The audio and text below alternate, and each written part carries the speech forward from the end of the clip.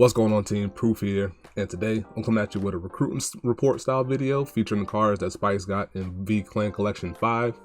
Like all the other clans, Spikes received 3 new cards and then some reprints to go along with those cards. And I'm not going to cover the reprints in this video, but I am going to cover the 3 new cards that Spikes got. Kind of give my thoughts and opinions for them, my feelings about them. And we got these cards right before Springfest happened. And I didn't really want to do a whole lot of testing for them because I didn't put a lot of prep into Springfest. I wanted to keep my focus there. So since Springfest has happened, I've been diving into them, thinking about them, and trying to give my most informed opinion about them to y'all. And as for Springfest, my teammates and I are going to be doing a podcast about it over the course of this weekend. And then that'll come out sometime maybe on Sunday, maybe a little bit early into next week, kind of letting y'all know how we did and how our experience was overall there. So stay tuned for that. So for the cards that Spikes got, as you can see, the first card that I'm going to talk about is Reckless Express, which is our boy from OG that was like Bracky and Juggernaut Maximum, to where you could Soul Blast out a card, gain +5, and then it goes back to the bottom after that battle.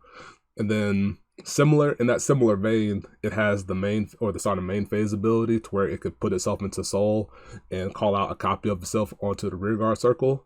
But in addition to that, it also has an additional ability that says if this unit is on your Vanguard circle, this cost may be paid with a Soul Blast 1 as opposed to the counter blast cost. So then when it's placed, you can pay the cost, look at the top 7 cards from the top of your deck, choose up to 1 normal unit from among them, call it to the rear guard circle as rest, and then shuffle the rest back into your deck. So when I first read this, I was like, whoa, this is kind of nice. But as I thought more about it, I'm not a huge fan of it personally.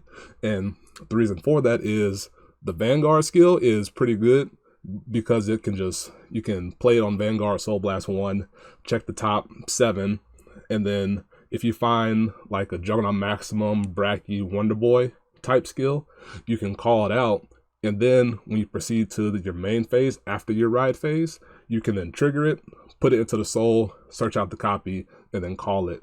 If you're going second and you find, say, a Juggernaut Maximum, you then have a turn 1 23k beater, which is pretty impressive.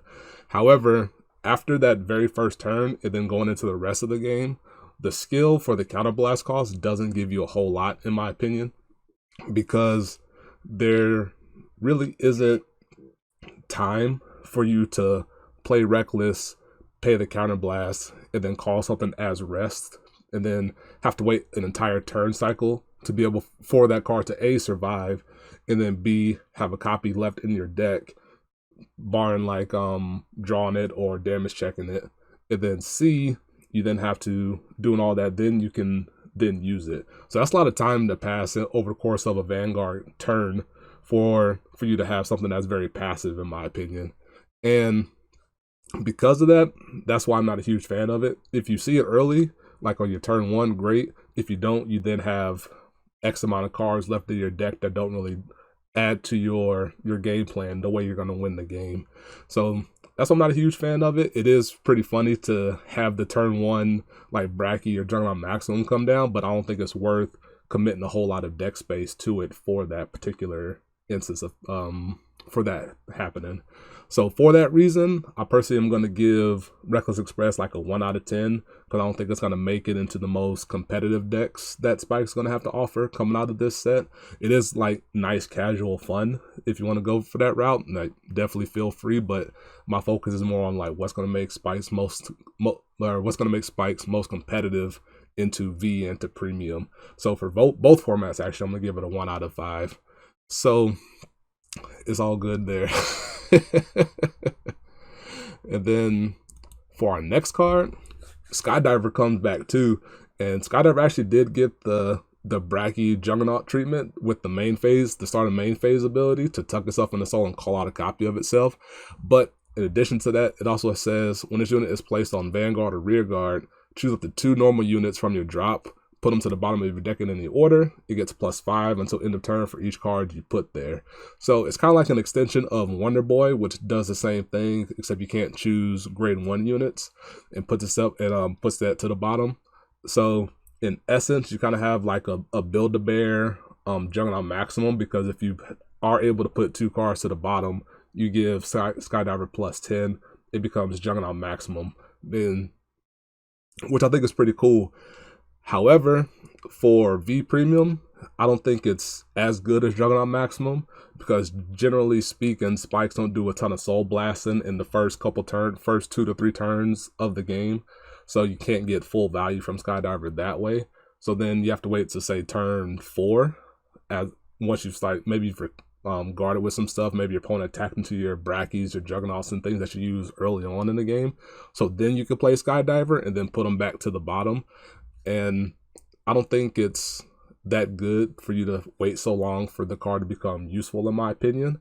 So for V Premium side, it's fairly slow. And if you're thinking about using Skydiver, you might be better off going with Juggernaut Maximum first and then circling back to Skydiver. But in Premium with Hellhard 8, this card is insane because you do a whole lot of soul blasting for various skills while you're doing your Hellhard chain. So then you can play Skydiver in somewhere in the middle of your chain, and then put 2 important pieces back to the bottom to where you can reuse them while you're still chaining off. So if you have like Detonate Barrel, which can soul blast a copy of itself to draw when you attack, you could then use Skydiver to reload 2 copies of Barrel, and then call out a Barrel again, and then soul blast out a copy of Barrel, and then refresh, and then play Skydiver to then do it again. Those type of things. It just increases your ceiling of attacks in Hellhard 8 incredibly well. So that all being said, in terms of like ratings, if you want to give it a rating, I give Skydiver maybe like a 3 out of 10. I'm sorry, give it like a 3 out of 5 in V Premium. I think it's much better than Reckless Express, but it is there are some shortcomings there. But in the premium side of things, with the potency that it has with Hellhard 8, I give it like an easy 4 out of 5, 5 out of 5, just because of what it can do with Hellhard 8. I don't think it does as much in Galley for combo purposes, but like it slots itself right into Hellhard 8, and you're really not gonna think twice about it. And the last card I'm gonna show for this video is Juggernaut Maximum, which is a card that used to be a G Guardian back in the G era. And so this boy, he left. He went to the gym, studied film, got better, comes back as a Vanguard with quite a skill, if I might add. And it says, at the beginning of each main phase, if your opponent's Vanguard is grade 3 or greater, until end of turn, this unit gets all of your units placed this turn, get plus 5,000 power and plus 5,000 power shield. So that means all of your Guardians that are placed from hand to the board, they all get plus 5,000 power. So your your draw triggers become 10k shields if you play non-PG draw triggers. Your grade 3s in hand, if you have some spare grade 3s, become 5k shields. But it doesn't include intercepts, because intercepts are not placed, they are put onto the Vanguard circle, or they move to the Vanguard circle. If it said put or move, or specifically put, then it would include intercepting. So that's something to keep in mind for the future. And then it says, Vanguard once per turn. At the end of the battle, this unit attacks. If 4 or more rear guards were placed this turn, you can Soul Blast 3, choose a column, stand all of your units in said column. If you stand the Vanguard column, it gets -1 drive, and then at the end of the turn, put all of your rear guards to the bottom of the deck. So, yes, it does pass the Rise and Nova barometer, in that it could become a copy of Rise and Nova. You can't copy the beginning of main phase skill, of course, but you can copy the restand skill. And that's very important for Rise and Nova, because that means now you can go Rise and Nova, Juggernaut Maximum, plus insert other target here. And the key is to find a compadre that you can combine for maximum punishing power, maximum efficiency, maximum beat your opponent down power type stuff. And I've been working on various combos, so people in my Discord channel, and we have a few ideas that we've been working with. I am going to showcase some deck profiles later down the line here, and with some replays to go along with it. But it definitely does, like, it is a very potent combination, to where I'm guessing going forward, like in future support comes out, it's going to be like Rise and Nova, max, insert other card here, what can we do with it? So it's like always those two are going to be coming together as a team, and then who's going to be the other tag team partner to go along in there. And For some other things, maximum, you can play Agile Fullback, which is the card that says when placed in the back row center, it can attack from the back row, which means if you go Max or Rise and Nova copying Max, you can attack with the Agile Fullback, attack with Vanguard, pass triggers to Agile or wherever you need to, pay the Soul Blast 3 costs, restand that column, and then the Agile Fullback can attack again from the back row. And that's really fun, in my opinion. I've been having a whole lot of fun with this card personally, with all types of different wacky combinations.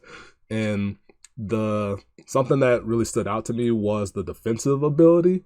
That the ability to have extra 5k shield has saved me a couple times, to where it gave me like just a little breathing room as a Vanguard to be able to like pull pieces together. Maybe I don't need to ride Rise and Nova first. Maybe I can just ride Max and hope I can survive the turn, or I feel I can survive the turn with Max on Vanguard, but not with Rise and Nova on Vanguard, for example. And then I could push my opponent a little bit deeper. And then from there, go Rise and Nova. And then I'm able to copy Max by pulling the team together and then pushing for game that way. So in my opinion, like Max is going to be an incredible card going forward for V Premium and for Premium. For V Premium, I just talked about it basically, but on the Premium side, it becomes a big help for Hellheart 8 decks, because Hellheart 8 doesn't really care too much about going Rise and Nova. So you can go Max, and since you're playing a whole bunch of draw triggers and low shield value things anyway, then you can use Max to then make your shield bigger, give yourself a little more buffer room, since you're playing a combo deck that needs time. And then from there, you can pop off with your Hellheart 8 after you've like amassed some cards and like definitely like survive throughout the mid game there, and then start snowballing your Hellheart 8 effect. So in terms of V Premium, I give Max a 5 out of 5. I'm about to say 5 out of 10, but that wouldn't make a whole lot of sense. Solid 5 out of 5. It's an incredible Vanguard that you can sit on while you wait for Rise and Nova. It's a cool Vanguard to sit on by itself and then just kind of like chunk the game away, be a little more tanky, but I definitely think it's most efficient with Rise and Nova. And then for the Premium side, you give like a solid 4 out of 5, 5 out of 5. Like, it's really good with Hellheart 8. It also depends on how potent Hellheart 8 is going to be going into the future, but I'm really excited for the prospects of what Max can do over the course of the game. So yeah, that'll do it for this video. I really hope you enjoyed, and look out for the podcast coming down the pike. Look out for deck profiles and gameplay footage for these cards coming down the pike. And yeah, hope you enjoyed, and I'll catch you next time. Peace. Be easy.